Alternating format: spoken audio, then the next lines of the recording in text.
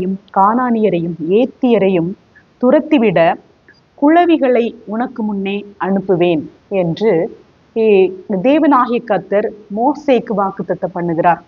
இவர் எப்படிப்பட்ட ஒரு ஆயுதத்தை கர்த்தர் சொல்லுகிறார் பாருங்கள்.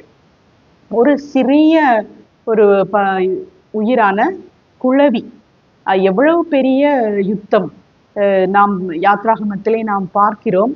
அந்த தேசத்தை வேவு பார்க்க சென்றவர்கள், அவர்கள் பலசாலிகளாக இருக்கிறார்கள், ராட்சதர்களாக இருக்கிறார்கள், அவர்களை நம்மால் ஜெயிக்க முடியாது என்று அவர்கள் பயந்து வந்தவர்கள். இவர்களை துரத்திவிட கர்த்தர் யாரை அனுப்புகிறாராம்? குளவிகளை அனுப்புகிறேன் என்று சொல்லுகிறார். நமக்கு ஒருவேளை கர்த்தருடைய யுத்தத்தின் அணுகுமுறைகள் நமக்கு அது புரியாத காரியங்களாக இருக்கும். ஏனெனில் கர்த்தர் வல்லமை உள்ளவர், அவரால் செய்ய முடியாத காரியம் எதுவுமே இல்லை.